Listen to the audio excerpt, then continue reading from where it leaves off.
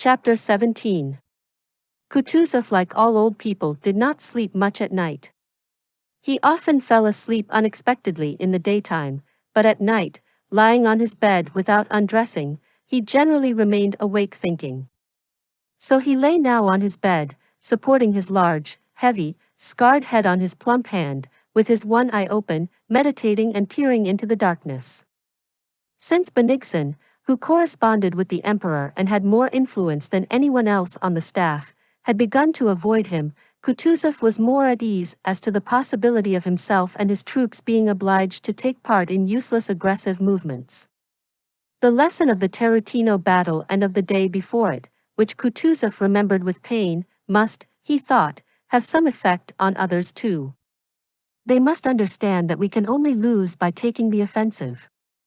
Patience and time are my warriors, my champions, thought Kutuzov. He knew that an apple should not be plucked while it is green. It will fall of itself when ripe, but if picked unripe the apple is spoiled, the tree is harmed, and your teeth are set on edge. Like an experienced sportsman, he knew that the beast was wounded, and wounded as only the whole strength of Russia could have wounded it, but whether it was mortally wounded or not was still an undecided question. Now, by the fact of Lauriston and Barthélemy having been sent, and by the reports of the guerrillas, Kutuzov was almost sure that the wound was mortal. But he needed further proofs, and it was necessary to wait. They want to run to see how they have wounded it. Wait and we shall see. Continual maneuvers, continual advances, thought he. What for? Only to distinguish themselves. As if fighting were fun. They are like children from whom one can't get any sensible account of what has happened because they all want to show how well they can fight. But that's not what is needed now. And what ingenious maneuvers they all propose to me. It seems to them that when they have thought of 2 or 3 contingencies, he remembered the general plan sent him from Petersburg. They have foreseen everything. But the contingencies are endless. The undecided question as to whether the wound inflicted at Borodino was mortal or not had hung over Kutuzov's head for a whole month. On the one hand, the French had occupied Moscow. On the other, Kutuzov felt assured with all his being that the terrible blow into which he and all the Russians had put their whole strength must have been mortal. But in any case proofs were needed. He had waited a whole month for them and grew more impatient the longer he waited. Lying on his bed during those sleepless nights, he did just what he reproached those younger generals for doing. He imagined all sorts of possible contingencies, just like the younger men, but with this difference, that he saw thousands of contingencies instead of 2 or 3 and based nothing on them.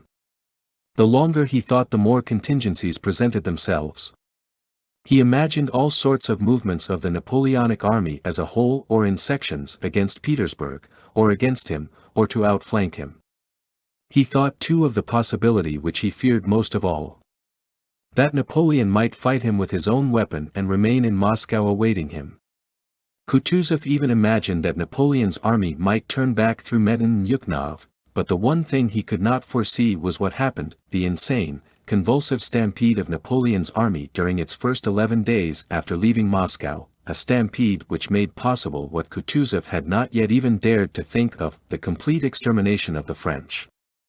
Dorokov's report about Broussier's division, the guerrillas' reports of distress in Napoleon's army, rumors of preparations for leaving Moscow, all confirmed the supposition that the French army was beaten and preparing for flight. But these were only suppositions, which seemed important to the younger men but not to Kutuzov. With his 60 years' experience, he knew what value to attach to rumors, knew how apt people who desire anything are to group all news so that it appears to confirm what they desire, and he knew how readily in such cases they omit all that makes for the contrary. And the more he desired it, the less he allowed himself to believe it. This question absorbed all his mental powers. All else was to him only life's customary routine. To such customary routine belonged his conversations with the staff, the letters he wrote from Tarutino to Madame de Stael, the reading of novels, the distribution of awards, his correspondence with Petersburg, and so on. But the destruction of the French, which he alone foresaw, was his heart's one desire. On the night of the 11th of October, he lay leaning on his arm and thinking of that. There was a stir in the next room and he heard the steps of Bennigsen, and Tolstoy. Who's there? Come in, come in. What news? The field marshal called out to them. While a footman was lighting a candle, Tol communicated the substance of the news.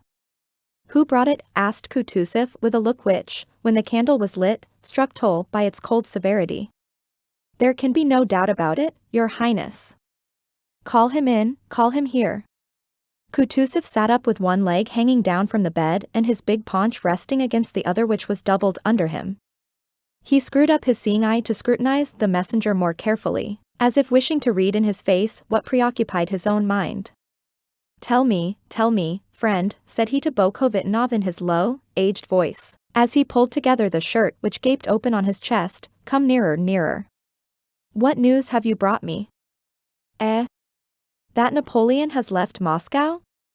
Are you sure? Bennigsen gave a detailed account from the beginning of all he had been told to report. Speak quicker, quicker. Don't torture me. Kutuzov interrupted him. Bennigsen told him everything and was then silent, awaiting instructions. Tol was beginning to say something but Kutuzov checked him. He tried to say something, but his face suddenly puckered and wrinkled. He waved his arm at Tol and turned to the opposite side of the room, to the corner darkened by the icons that hung there. O Lord, my Creator, Thou hast heard our prayer, said he in a tremulous voice with folded hands. Russia is saved. I thank Thee, O Lord, and he wept.